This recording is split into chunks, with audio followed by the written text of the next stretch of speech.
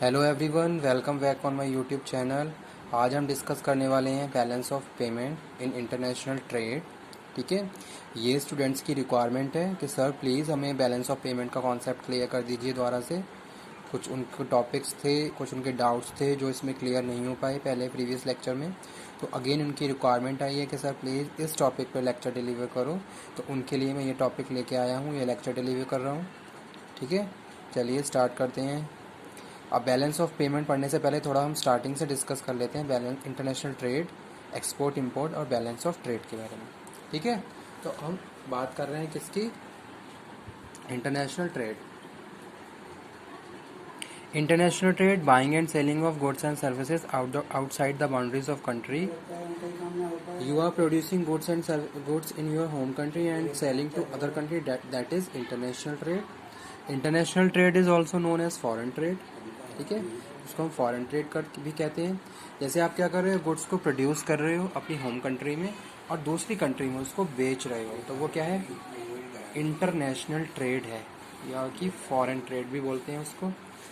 अब हम international trade की बात कर रहे हैं, तो सामान को बेचना और ख़रीदना, उसको हम इंटरनेशनल फॉर्म में कहते हैं, इंटरनेशनल बिजनेस की लैंग्वेज में कहते हैं एक्सपोर्ट और इम्पोर्ट। ठीक है, अगर आप सामान बना के दूसरे देशों में बेच रहे हो, it means you are exporting goods and services.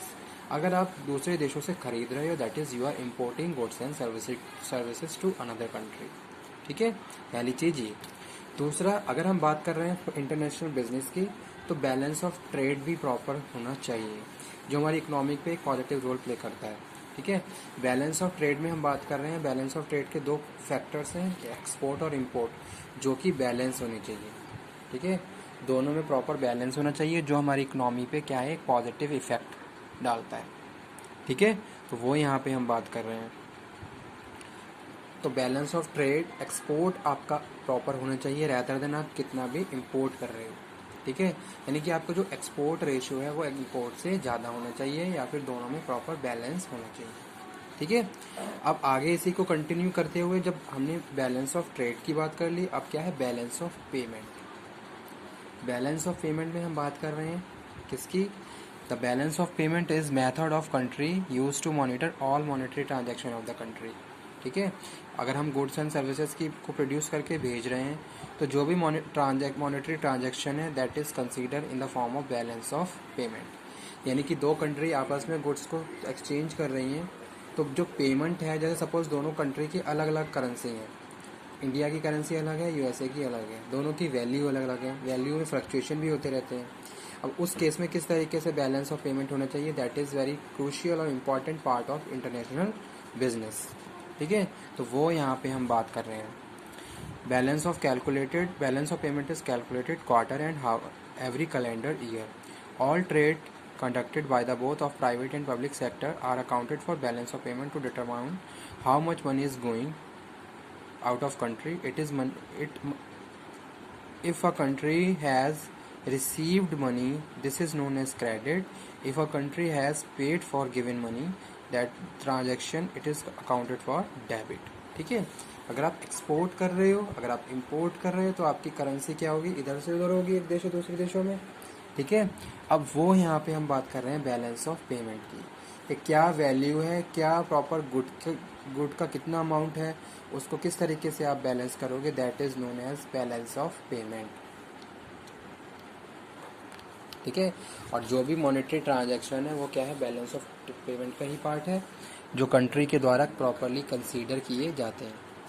ठीक है, यानी कि एक तरीके से अगर आप सामान बना रहे हो, बना के बेच रहे हो, और आप क्या कर रहे हो, उसकी वैल्यू कैलकुलेट करके दूसरे देशों से रिसीव कर रहे हो, तो वो किस फॉर्म में होनी चाहिए, अगर दूसरी कंट्री की करेंसी की वैल्यू क्या है, उस हिसाब से हमें प्रॉपरली बैलेंस ऑफ पेमेंट करना पड़ता है।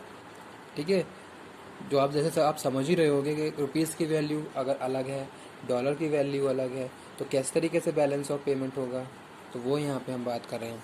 की element of balance of payment क्या है? Balance of payment is record all international financial transaction. ठीक है, जितने भी फाइनेंशियल ट्रांजैक्शन है किसी भी कंट्री के साथ, वो हम रिकॉर्ड करके चलते हैं, made by resident of country, यानी कि मेरी जो कंट्री है, मैं एक्सपोर्टर हूँ, तो मैं जितनी भी मॉनेटरी ट्रांजैक्शन होंगी वो सारी रिकॉर्ड करता हुआ चलूँगा अगर मेरा किसी दूसरी कंट्री के साथ बिजनेस चल रहा है।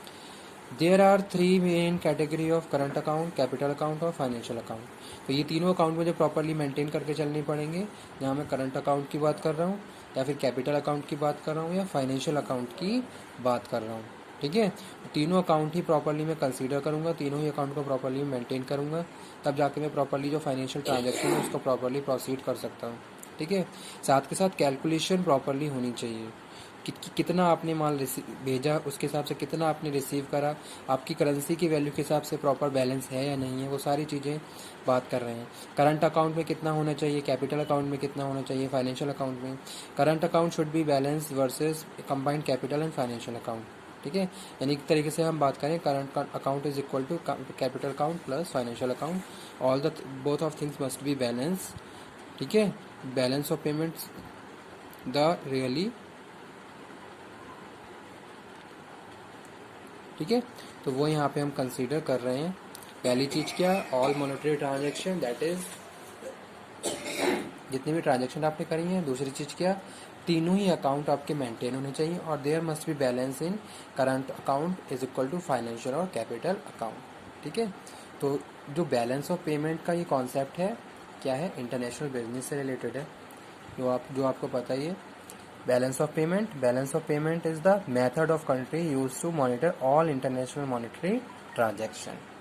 ठीक है, जैसे कोई भी एक्सपोर्टर है, वो क्या कर रहा है, गुड्स को एक्सपोर्ट कर रहा है, किस प्राइस पे उसने उसको प्रोड्यूस किया, इनपुट कहाँ से यूज़ करे, उनकी कॉस्ट, सारी कॉस्ट उसने क्या करी, लगा के उसकी एक पर यूनिट कॉस्ट निकाली। अब उस पर यूनिट कॉस्ट को वो क्या कर रहा है, इंक्लूडिंग ट्रांसपोर्टेशन चार्जेस, उसने जो भी बाहर है उससे क्या करा, उसको पे करवाया।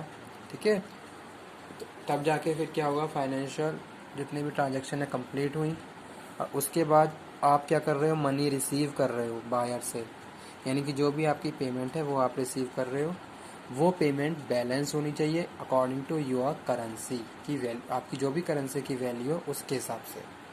यानी कि आपने जितना भी उसके कॉस्ट बेयर करी है, वो कॉस्ट जो भी आपके चार्जेस हैं वो सारे आप क्या कर लोगे, निकाल लोगे। ठीक है, और वो सारी चीज़ें प्रॉपरली बैलेंस में होनी चाहिए। तो वो हम बात कर रहे हैं बैलेंस ऑफ पेमेंट, कि कोई भी एक्सपोर्टर है 5000 यूनिट प्रोड्यूस करके दूसरी कंट्री में बेच रहा है, तो उस 5000 यूनिट पे उसने कितनी कॉस्ट बेयर करी है, कितनी उसकी लागत लगी, और उसके बाद वो सारे चार्जेस पर यूनिट कॉस्ट के हिसाब से सेट करके बायर से रिसीव कर लेता है।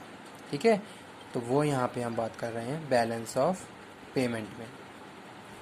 ठीक है, तो ये टॉपिक था आज का, बैलेंस ऑफ पेमेंट का, और ये कुछ उसके की एलिमेंट है जो हमें ये ध्यान रखिए। एक तो क्या है, मॉनेटरी ट्रांजैक्शन, दूसरा क्या है, ये तीनों अकाउंट। ठीक है, यहाँ पे हम 3 टाइप्स के अकाउंट की बात कर रहे हैं जो प्रॉपरली आपको मेंटेन करने होंगे to further international monetary transaction. These are current account, capital account और फाइनेंशियल अकाउंट।